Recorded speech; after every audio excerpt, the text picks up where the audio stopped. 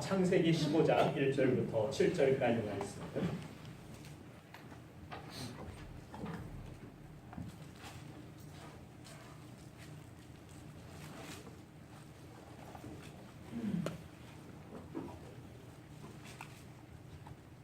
창세기 15장 1절부터 7절까지 말씀.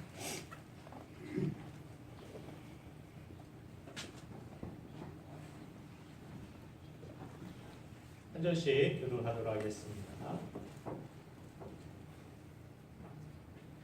자, 먼저 읽습니다. 이후에 여호와의 말씀이 환상 중에 아브라함의 이마에 이르시되 아브라함아 두려워하지 말라. 나는 내 방패요 너의 지극히 큰 상급이니라. 아브라함이 이르되 주 여호와여 무엇을 내게 주시나이까. 나는 자식이 없사오니 나의 상속자는 이 다메섹 사람 엘리에셀이니이다. 아브라함이 또 이르되 주께서 내게 씨를 주지 아니하셨으니 내 집에서 길린 자가 내 상속자가 될 것이니이다. 여호와의 말씀이 그에게 임하여 이르시되 그 사람이 내 상속자가 되나 내 상속자가 되리라 하시고 그를 이끌고 밖으로 나가 이르시되 하늘을 우러러 무뼈를 셀 수 있나 보라. 또 그에게 이르시되 내 자손이 이와 같으리라. 아브라함이 여호와를 믿으니 여호와께서 이를 그의 의로 여기시고 다같이 또 그에게 이르시되 나는 이 땅을 내게 주어 그를 상대하려고 너를 갈대아에 있는 그에서 이끌어내 여호와냐. 아멘. 아멘.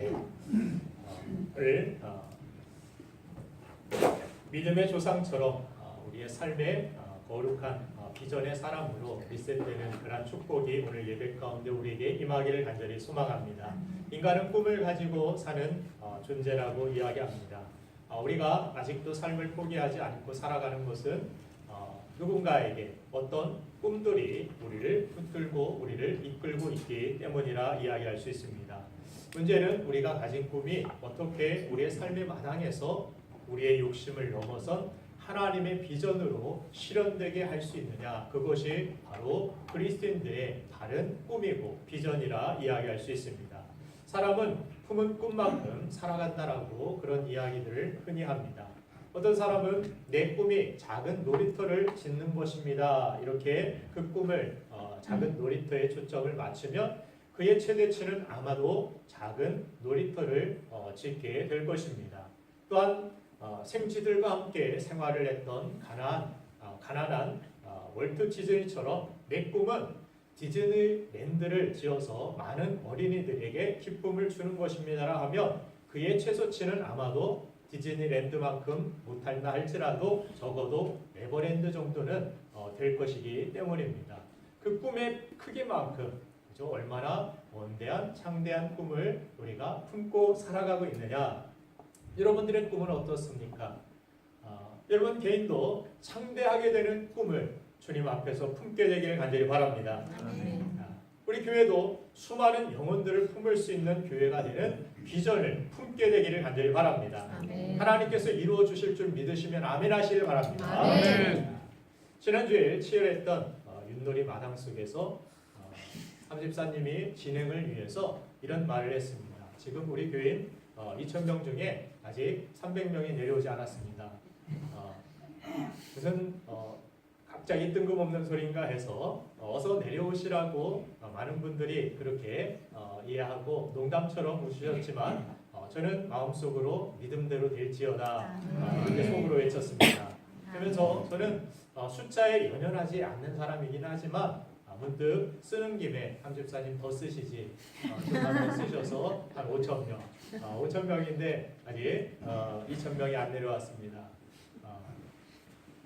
예전에 지금은 준기 목사님이 예전보다 엄청 영향력을 많이 끼치고 있지는 않지만 그분이 한 50명 정도 성도들이 모였을 때 설교할 때 그런 자세를 가지고 설교를 했다고 합니다. 지금 50명이 있는 것이 아니라 지금 내 앞에 5,000명이 앉아있다. 그래서 50명에 설교하려고 하는 그런 준비나 그런 선포가 아니라 5,000명이 지금 이 자리에 앉아있다라는 그러한 꿈을 가지고 그런 비전을 가지고서 설교할 때 말씀을 그렇게 힘있게 선포를 했다고 합니다. 적은 숫자가 모였지만 얼마나 크게 소리를 질러서 5,000명이 들릴 정도로 하기 위하여서 정말 열정을 가지고 최선을 다해서 선포를 했다라는 이야기를 들은 적이 있습니다. 성경은 비전이 없으면 우리가 세상에서도 방황하게 되고 비전이 없으면 망한다라고까지 이야기합니다. 우리는 꿈과 비전을 좀 더 구체적으로 구별할 필요가 있다라고 생각하는데 성도는 그저 단순한 세상적인 꿈이 아닌 하나님께서 주신 비전을 품는 사람이 되어야 하기 때문입니다. 꿈은 세상 사람들도 다 꿀 수 있는 나로부터 시작되는 어떤 기대를 뜻합니다. 그 안에는 내 안에 욕심도 섞여 있을 수 있고 또 내 이기적인 바람이 있을 수도 있다라는 사실입니다. 그러나 비전은 이 꿈과 달리 세상과 다른 하나님으로부터 시작되는 하나님의 뜻을 이루기 위한 목표와 기대를 뜻합니다. 요셉에게 주셨던 것은 그저 단순한 하룻밤의 꿈이 아니었고 그 꿈은 그에게 말씀이었고 비전이었습니다. 그 꿈은 바로 하나님으로부터 시작되었고 하나님은 그 꿈대로 그 모든 것들을 요셉을 통하여서 이루어 주셨습니다. 잠언서 29장 18절 말씀을 보면은 묵시가 없으면 백성이 방자에 행하거니와 율법을 지키는 자는 복이 있느니라. 자, 영어 성경 이 번역본이 갑자기 등장을 했죠. 여기에서 무엇을 여러분들에게 말씀드리고자 하느냐면 자, 이 안에서 우리가 바라볼 때 많은 사람들이 그냥 뭐 묵시라는 것 이것이 그저 하나님의 어떤 계시, 계명, 리빌레이션이라고 영어 성경에 그렇게 표현되어 있는데 이것은 다른 영어 성경에서도 또 이렇게 한 번 더 해석되어 있는데 그것은 바로 비전이라고 이야기합니다. 하나님의 계시는 하나님께서 보여주신 것은 우리의 비전이다. 리빌레이션 이것은 계시라고 이야기를 하는데 하나님께서 보여주신 것 그것을 계시라고 합니다. 하나님이 말씀을 통하여 우리의 갈 길을 보여주셨습니다. 우리가 다다르게 될 곳은 천국임을 우리에게 보여주셨습니다. 그것이 계시라는 거예요. 보여주셨다. 그 비밀을 우리에게 알게 하셨다.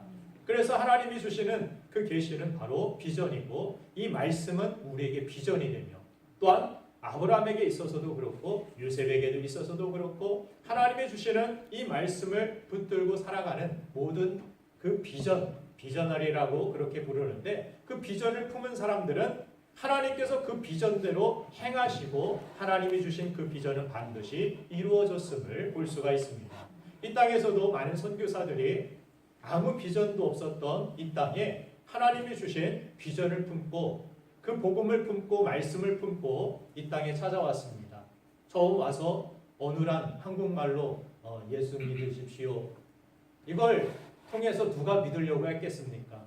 누가 믿을 것이라고 생각이나 했겠습니까? 이 땅에 교회가 생겨날 수 있을까? 선교사들이 오는 족족 목을 쳐서 그 부둣가에 걸어놓고 너희들 한 번만 다시 이 땅을 밟으면은 너희들도 다 이와 같이 죽음을 당할 것이라는 그런 엄포를 놓는 이 땅에서 지금은 어떻습니까? 인구의 5분의 1이 기독교인이라 그렇게 이야기할 정도로 수많은 교회들이 세워졌고 많은 크리스찬들이 이 땅에 일어났음을 보게 됩니다. 우리나라가 그래도 작지만 선교 2위 국가라는 미국 다음으로 그렇게 선교에 앞장서는 그런 이 땅이 되었는 그런 비전을 품은 사람들이 있었기 때문에 이 복음의 불모지였던 이 땅에 이렇게 많은 크리스찬들이 생겨나게 되었고 하나님 앞에 영광을 돌리는 그런 교회가 생겨났다라는 사실을 우리가 삶의 모습들을 통하여 교회들을 바라보면서도 깨달을 수 있는 것입니다. 자, 그래서 비전이 없으면 목적 없이 방탕해지고 변질되게 된다라고 성경은 말씀합니다. 그러나 말씀이 비전이 되어 목표가 되어 지키는 자는 복이 된다. 행복하게 된다. 그것이 잠언서 29장 18절 말씀입니다. 또한 전도서 5장 7절을 보면은 이 비전과 이 계시와 꿈이 구별돼야 된다라는 것이 머치 드리밍이라고 그렇게 소개되고 있습니다. 꿈이 많다. 어떤 소원들이 많이 있다라는 것입니다. 그런데 꿈이 많으면 헛된 일들이 많아지고 부정적인 그러한 의미로 해석되어지는 꿈의 모습을 보게 됩니다. 말이 많아도 그러하니 오직 너는 하나님을 경외할지니라. 나는 꿈이 많습니다. 좋습니다. 그러나 하나님을 경외함이 없는, 하나님과 관계없는 꿈만 많은 그러한 인생 가운데서는 그 모든 것들이 오히려 헛된 일들이 늘어나게 되고 많아지게 된다라고 성경은 그렇게 말씀하고 있습니다. 그래서 여기서 꿈은 그저 말 그대로 하나님의 뜻과는 관계없는 내 자신만의 소망, 하나님으로부터 시작된 비전과 다른 내 안에 어떤 욕심으로 시작되었든 내 안에 바람으로 시작되었든 나로부터 시작된 것을 성경은 꿈이라고 그렇게 구별되게 우리에게 설명하고 있는 것입니다. 오늘 우리는 성경 본문에서 하나님 앞에 자신의 바람을 넘어서 하나님의 비전으로 새롭게 된 그러한 인생, 그래서 어떻게 보면은 한 시골 마을의 농부로서의 삶을 넘어서 이스라엘뿐만이 아니라 온 세상에 믿음의 영향력을 주는 믿음의 조상으로 리셋된 삶을 산 아브라함의 모습을 성경을 통해 우리는 만나볼 수 있는 것입니다. 명절을 통하여서 우리는 조상들을 생각해 보기도 하고 나의 조상이 누구였을까 궁금해하며 살펴보는 모습들이 있습니다.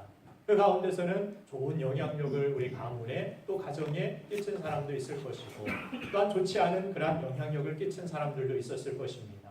오늘 이 시간 이 예배에 참석한 여러분들 모두가 여러분들 자신뿐만이 아니라 여러분들 자신을 넘어서 많은 사람들에게 또 후손들에게 선한 영향력, 믿음의 영향력을 줄 수 있는 믿음의 조상과 같은 하나님의 축복이 여러분들의 임하기를 주님의 이름으로 축원드립니다. 자, 요즘 유행가 중에 많이 불려지는 유행가, 특별히 어르신들이 많이 좋아하는 18번지가 내 나이가 어때서라고 그렇게 노래를 부르는 모습을 보게 됩니다. 사랑하기 딱 좋은 나이라고, 그렇죠? 사랑에는 나이가 제한이 없다라는 그러한 노래를 부릅니다. 자, 그런데 제가 이 노래를 부르면서 또 이 말씀을 준비하면서 비전도 그러하다라고 여러분들에게 이야기 드리고 싶습니다. 나는 지금 너무 나이가 적어서 또는 나이가 너무 많아서 내가 무슨 비전을 품겠느냐, 이 나이에 내가 무엇을 하겠느냐, 그렇게 생각할 수 있지만 오늘 성경은 그렇지 않습니다.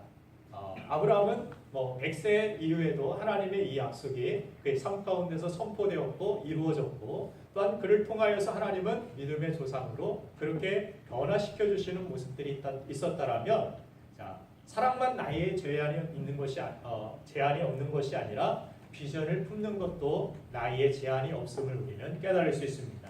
여러분들 나이가 얼마이든 비전을 품기에 딱 좋은 나이인 줄 믿습니다.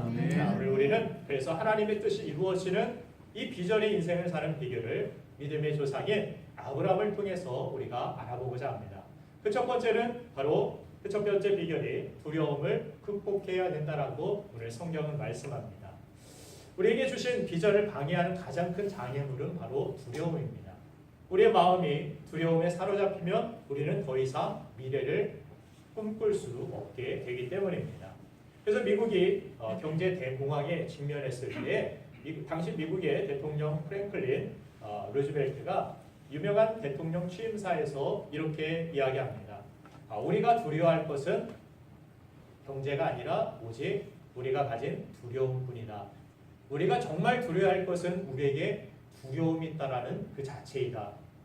여러분들 안에 있는 그 두려움, 이것이 우리를 망하게 하고 우리를 미래를 꿈꿀 수 없도록, 그래서 이 두려움을 이겨내자라는 그러한 선언을 했었는데, 오늘 본문 말씀에서도 그래서 하나님께서 믿음의 조상 아브라함에게 비전을 주시기 전에 먼저 그의 마음에 존재하는 이 두려움의 장애물을 다루셔야만 했다라는 사실을 깨닫습니다. 오늘 1절 말씀을 다시 한번 같이 읽어보겠습니다. 본문 말씀 15장 1절 시작. 이후에 여호와의 말씀이 환상 중에 아브라함에게 임하여 이르시되 아브라함아 두려워하지 말라. 나는 네 방패요 너의 지극히 큰 상급이니라. 아멘. 하나님께서 별안간 이 아브라함에게 다시 나타나셔서 이런 말씀을 하십니다. 아브라함아 두려워하지 말아라. 왜 이런 말씀을 하셨을까요? 아브라함은 지금 두려움에 떨고 있었기 때문이라는 사실입니다.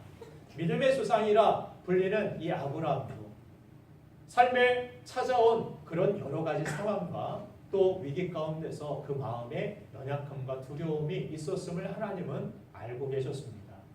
우리가 믿음 생활할 때 믿는다라는 것은 그냥 두려움이 있어도 없는 것처럼 가면 쓰는 것처럼 생각할 때가 있는데 전혀 그렇지 않습니다. 하나님은 우리 마음에 있는 두려움이든 우리 마음에 있는 죄악된 생각이든 미움이든 모든 것들이 우리 안에 있는 것을 아십니다. 그리고 하나님 앞에서 그것을 털어내고 또한 그것을 극복해내기를 하나님은 기대하시고 또한 우리에게 찾아오시는 것입니다. 그래서 우리 마음에 있는 두려움이든 염려든 걱정이든 미움이든 뭐 여러 가지 것들을 하나님 앞에 있는 모습 그대로 아내는 것은 정말 중요한 일입니다. 하나님만이 그것을 다루실 수 있는 분이시기 때문입니다. 하나님께서는 그렇게 혼자 극복하지 못하고 두려움에 떨고 있었던 이 아브라함에게 찾아오셔서 두려워하지 말아라. 내가 너의 방패가 된다. 내가 너의 상급이 된다. 내가 너의 힘이고 능력이 된다라고 하나님께서는 친히 아브라함에게 찾아오셔서 말씀하시고 그 두려움을 극복해 내기를 또한 응원하시고 또한 이끌어 주셨다라는 사실을 오늘 성경을 통해 깨닫게 됩니다. 사실 오늘 본문의 배경을 형성하는 창세기 15장 이전에 14장의 배경을 보면 왜 아브라함이 두려워했는지를 알게 되는데 아브라함은 조카 롯을 구출하기 위해서 전투에서 일종의 기습 공격을 통해서 승리를 거두게 되었습니다. 그러나 적들이 다시 전열을 정비해서 반격해 오지는 않을까 하는 그러한 두려움이 있었고 전쟁에는 승리했지만 아직도 아브라함은 그 뒤를 이을 후사가 없었기 때문에 이대로 내 인생이 여기에서 끝나지 않는가 하는 그러한 인생 자체에 대한 두려움을 가지고 있었던 것 같습니다. 고대인들에게 자식은 바로 자신의 미래라고 여겼기 때문입니다. 자식이 없다라는 말은 미래가 닫혀있다라는 그러한 의식을 그들은 가지고 살았던 것입니다. 그런데 하나님의 언약에도 불구하고 아직 그 자식이 주어질 징후는 전혀 그의 인생 가운데 보이지도 않은 채 세월은 바람처럼 그렇게 흘러가고 있었다는 사실입니다. 그런데 드디어 하나님의 말씀이 그에게 임했습니다. 두려워하지 마라. 그거 걱정하지 마라. 그것은 네가 걱정할 부분이 아니다. 하나님께서 하신다라면 하나님이 친히 너에게 약속을 주시고 너를 구원해 내셨고 너를 통하여 일하신다라고 말씀하셨으면 그 말씀 그대로 하나님은 이루실 것을 그에게 또다시 강조하시고 또다시 그 약속을 상기시켜 주셨다라는 사실입니다. 자, 하나님을 믿지만 오늘도 내가 하나님 앞에 그 부르심 앞에 구원을 받았고 그 은혜를 받은 사람이지만 여전히 우리를 두렵게 하는 여러 가지 문제들이 우리에게 있을 것입니다. 그리고 그 두려움들은 시시때때로 우리 삶의 마당에 다가올 것입니다. 구원받았다고 해서 내 삶에 여러 가지 문제들이 찾아오지 않습니까? 여러 가지 그러한 문제들을 가지고서 내 마음을 두렵게 하는 일들이 얼마나 많이 일어납니까? 그 두려움은 우리에게 주신 비전들을 가로막으려 할 것입니다. 그러나 오늘 성경은 하나님 주신 비전을 향해 나아갈 때 그 두려움을 먼저 우리가 극복해 내야만 한다라고 말씀하고 있습니다. 그러면 어떻게 그 두려움을 극복할 수 있는 것입니까? 두 번째, 우리가 그 두려움을 이겨내고 그 비전의 삶을 살아가기 위하여서 진정한 삶의 리셋을 이루기 위하여 우리에게 필요한 것은 바로 하나님을 바라보아야 한다는 사실입니다. 많은 경우 하나님의 백성들이 갖는 두려움들은 상황은 잘 파악하고 인식하고 있지만 그 상황 속에서 상황을 파악하고 바라보는 만큼 하나님을 바라보지 않는 데 있다는 사실입니다. 그 크신 하나님을 우리가 전능하신 하나님, 이 세상을 창조하시고 이 세상의 주인이신 하나님을 문제보다 더 크게 바라볼 수 있는 믿음이 우리에게 있다라면 그 고난은, 그 두려움은 더 이상 우리에게 두려움이 되지 않을 것입니다. 그러나 그 하나님보다 문제가 더 커 보이기 때문에 하나님도 나를 도울 수 없는 것 같고 하나님도 나를 이끌어 주실 수 없는 것 같고 내 삶의 이런 형편이, 이런 상황이, 이런 환경이 도저히 하나님의 능력으로도 해결될 수 없을 것 같은 그러한 두려움이 우리 마음에 있을 때 우리는 믿음을 잃어버리게 되고 하나님을 신뢰하지 못하게 되고 말씀을 의지하지 못하고 그 두려움에 빠져서 원망과 불평과 그 두려움 가운데 우울함 속에 우리는 살아갈 수밖에 없을 것입니다.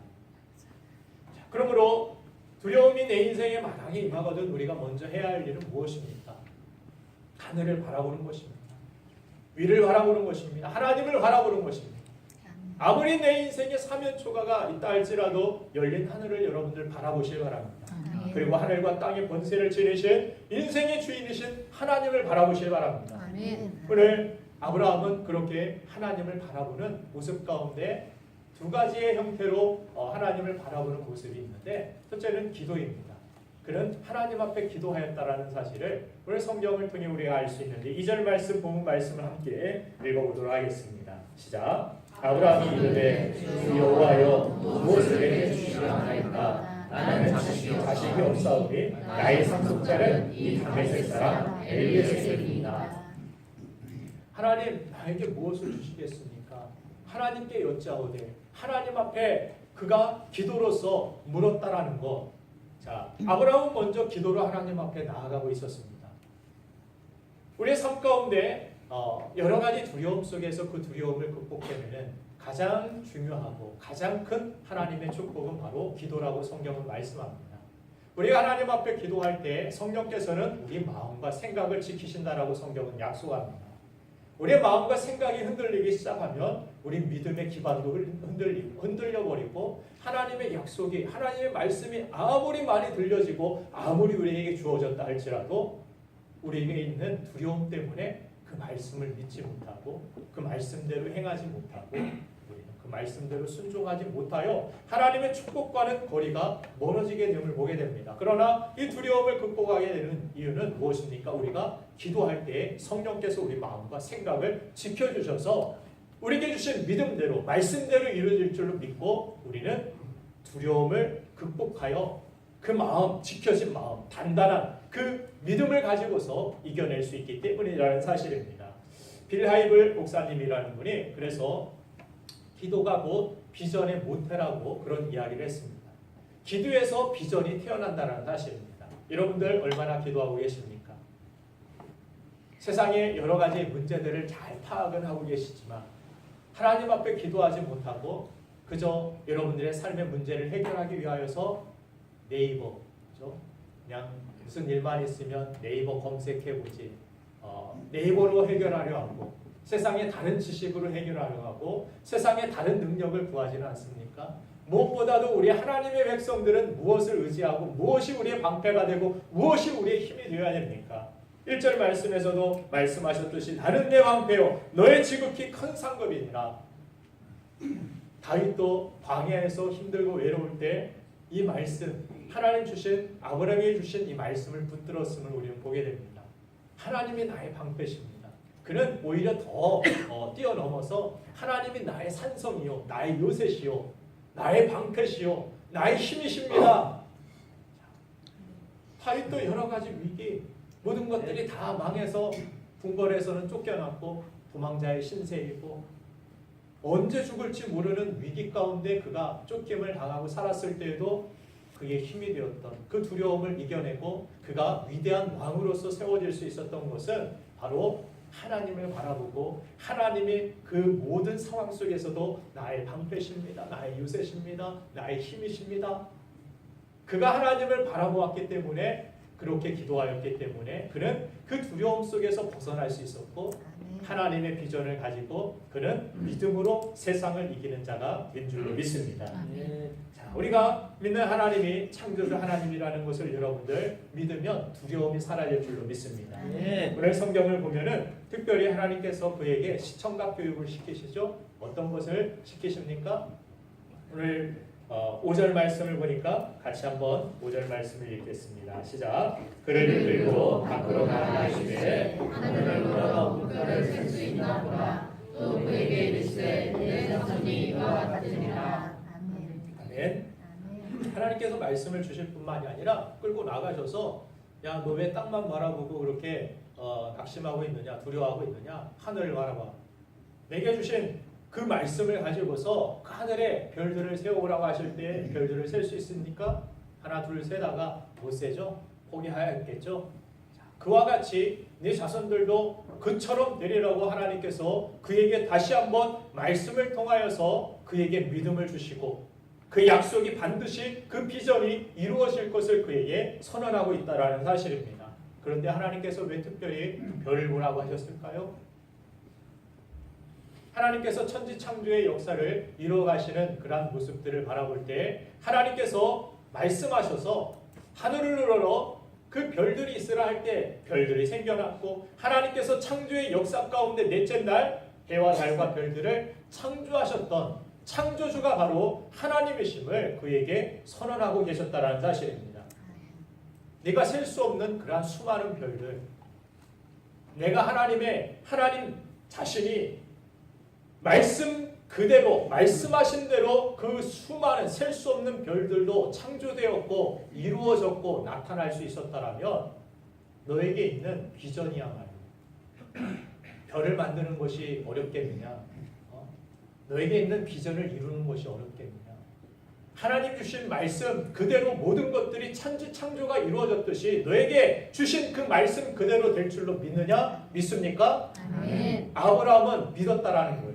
아멘. 오늘 그래서 6절 말씀을 한번 같이 읽어보겠습니다. 시작. 아브라함이 여호와를 믿으니 여호와께서 그를 그의 의로 의로 여기시고. 여기시고. 이 자리에 하나님 주신 말씀을 여러분들 믿으시기 바랍니다. 아멘. 나에게 주신 비전을 이루어질 것을 여러분들 믿으시기 바랍니다. 아멘. 그것을 하나님이 의로 여기셨다. 아멘. 하나님께서 너는 의로운 사람이다.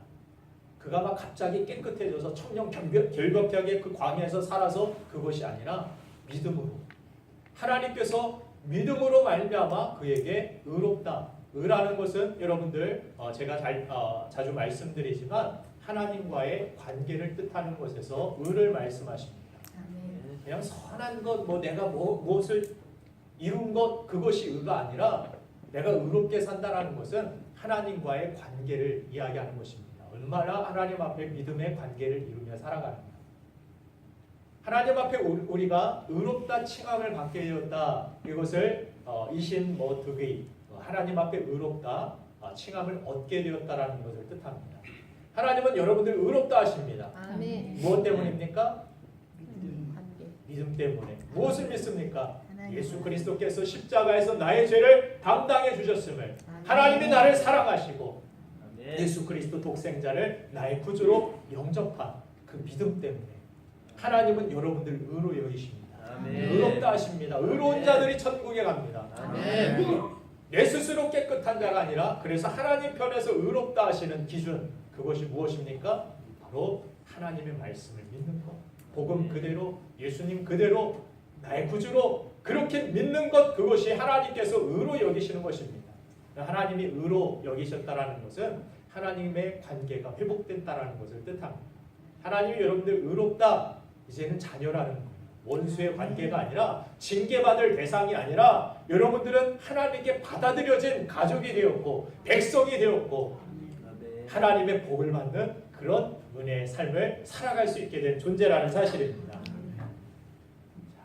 그래서 하나님께서 이렇게 창조주라는 사실, 이 모든 것들을 창조하시고 모든 것들을 이루실 수 있는 하나님이라는 사실. 그래서 우리는 문제가 있으면 문제를 바라볼 것이 아니라 어떻게 됩니까? 하나님을 바라보시기 바랍니다. 하나님을 바라보는 것이 기도로서 말씀으로서 더욱 기도하시고 문제가 있으면 더 말씀을 읽고 묵상하시고 그래도 안 되면 공중에 새도 보시고 밤에 나가서 새벽 예배 나오면서 새벽에 별도 보시고 새벽 예배 가면서 별을 볼 때가 있어요. 하나님께서 창조하신 그러한 것들을 바라볼 때 마음속에 있었던 근심들 그런 걱정들이 어느덧 다른 것들을 바라볼 때 마음속에서 그 생각이 그 두려웠던 두려움들이 잠시 사라지는 그런 경험들을 많이 합니다. 그래서 우리 삶 가운데서 시시때때로 찾아오는 이러한 두려움들 이런 문제들 앞에서 우리가 두려움과 그 문제만을 묵상하는 것이 그것이 상책이 아니라 진정한 해결책은 진정한 우리의 삶에 우리 자신을 넘어서 문제를 넘어서 비전의 삶을 살아가는 참된 리셋을 이루기 위하여서는 하나님을 바라보니 무엇보다도 중요하다는 것을 성경은 말씀해 주는 줄로 믿습니다. 그 문제를 해결하기 위해서는 문제 밖으로 나가는 것이 먼저 중요합니다. 하나님께서는 그에게 가르쳐 주셨고 또한 우리에게도 지금 말씀하시는 줄로 믿습니다. 자, 그래서 오늘도 예배하는 성도들 가운데서는 명절이 있지만 그저 명절이 기쁘지만 않고 내 마음속에 풀리지 않은 여러 가지 문제와 또한 가족의 관계들 가운데서 여러분들의 삶에 이 명절이 그저 기쁨이 되지 못하고 무거운 짐이 되고 또한 우리를 두렵게 하는 문제가 아직도 여러분들의 마음을 짓누르고 있는 성도들도 있다라고 생각합니다. 생각만 해도 답답하고 눈물 짓게 만드는 여러 그러한 문제를 벗어나기 위해서는 가장 중요한 것이 오늘도 예배하는 그렇죠? 하나님을 바라보는 그 시선이 무엇보다도 중요한 줄로 믿습니다. 하나님을 바라보고 주님을 의지하면 주님께서 우리의 삶에 뒤죽박죽된 모든 것들을 건져주시고 해결해 주실 줄로 믿으실 간절히 바랍니다. 문제는 거기서부터 풀어야 되는 것입니다. 우리의 비전은 거기서부터 시작되고 이루어져야 된다는 사실입니다. 내 힘으로 이룰 수 있는 것이 비전이 아닙니다. 내 능력으로 두려움을 떨치고 문제를 해결할 수 있는 것이 아닙니다. 모든 것들을 지으시고 모든 것들을 말씀으로 이루시는 그 창조주 하나님, 전능하신 하나님, 나의 아버지, 그 삶의 관계부터 여러분들이 회복돼야 되고 하나님을 바라보는 그 믿음의 모습을 통하여 그 의롭다 여김을 받은 그 하나님과의 관계를 통하여서 여러분들의 삶의 문제가 해결되는 것, 그것이 성경은 형통이라고 이야기하는 것입니다. 요셉이 삶의 복잡한 문제들을 얼마나 많이 있었습니까? 인간적으로 해결할 수 없고 벗어날 수 없는 형제들에게 팔림을 받고 노예의 신세로서 외딴 곳에서 한 번도 가보지 못했던 이스라엘에 살던